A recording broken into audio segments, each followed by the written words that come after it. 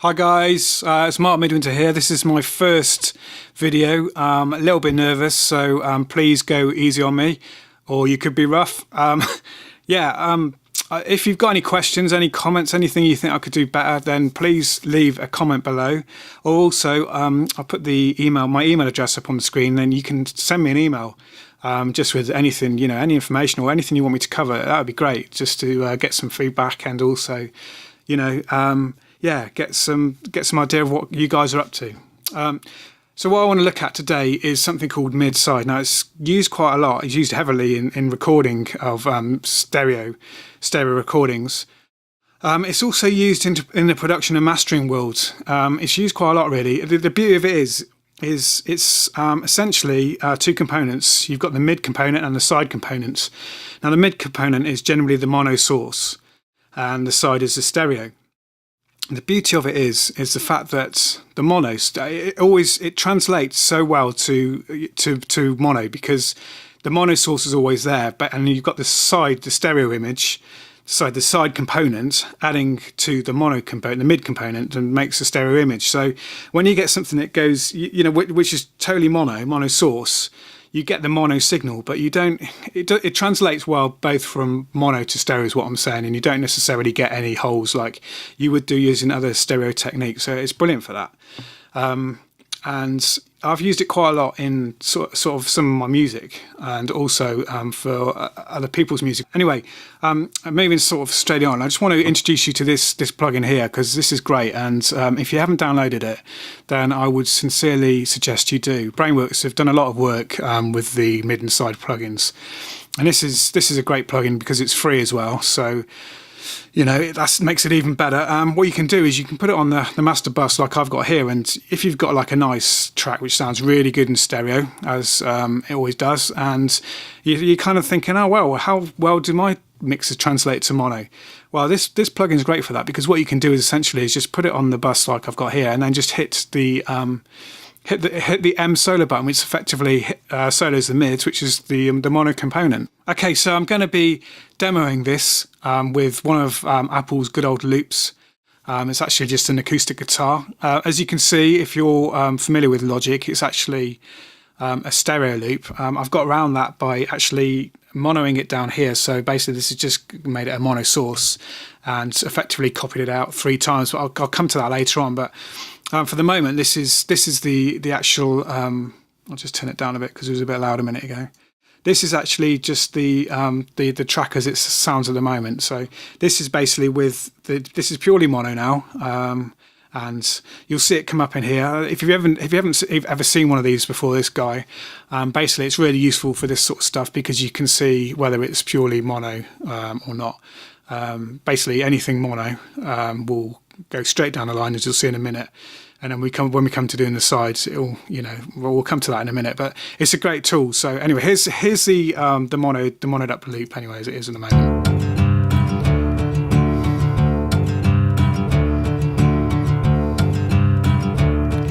Okay, so you can see it's dead down the line, so it's totally mono. And if I was to hit this while it was playing, as I'll do now, you'll see that basically it doesn't change anything.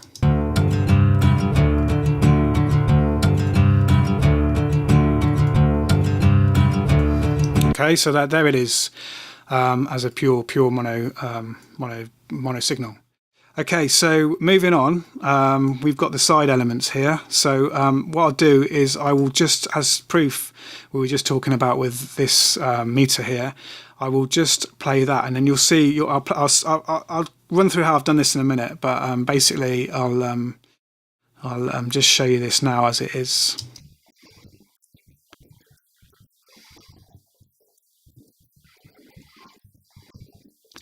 So you can see the signal basically is, rather than last time, it's basically moved right to the side components.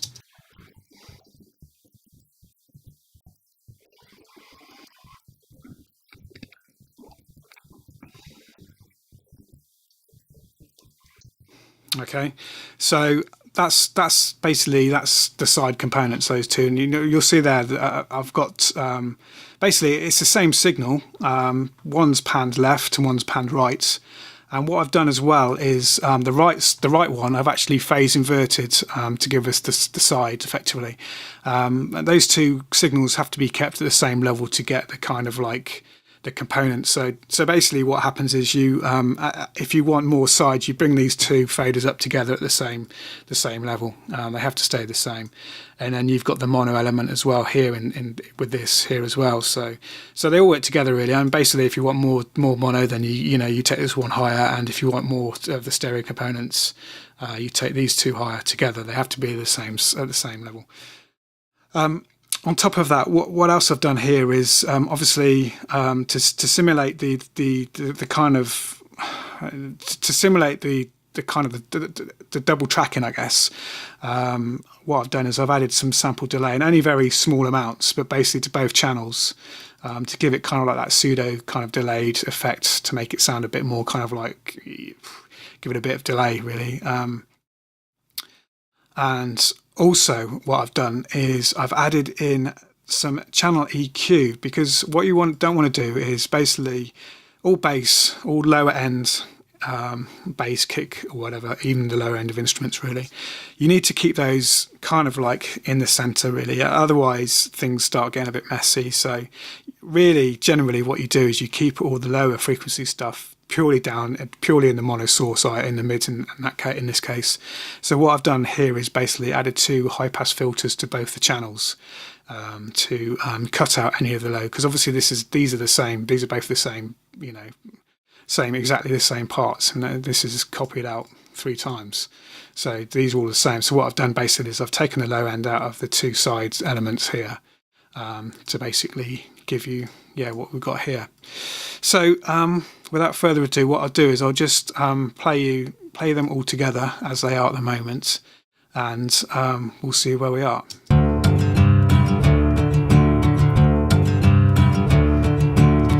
Now you can see straight away that that's changed from, if I hit this mono button again, you can see that instantly you've got a lot more stereo information in the actual picture itself as well.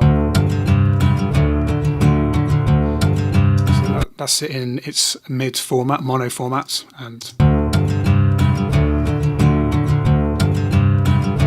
that's in its stereo. So what you can do as well, I mean, if I'll just play it through a few times so you can hear the difference between the two.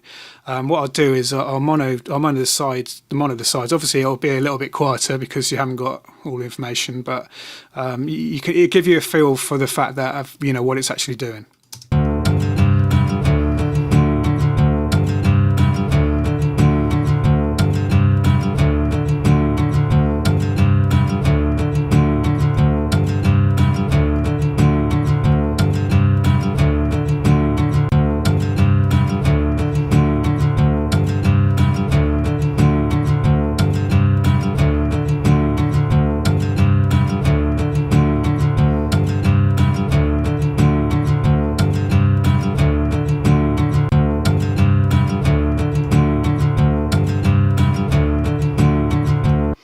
So yeah, so there you go. I mean, obviously that's basically monoing everything that's coming through, so you can see.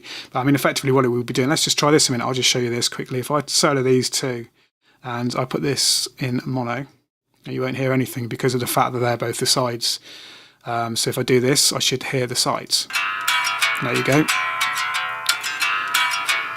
This called me out a few times actually, because I've seen on the internet people saying that you can put this plug in, just chuck it on and hit the side solo button, and effectively you'll just get the sides. But what it actually does, once I've done it a couple of times looking at this, you can actually see that although it is the sides, it's actually put it straight down the middle. You should really be seeing it across there. So that technique doesn't really work. So so just be careful of that. It's a word of warning. But yeah, just give it a go and try it out and see how you get on. And yeah, send me an email, leave some comments. I'd love to hear from you guys.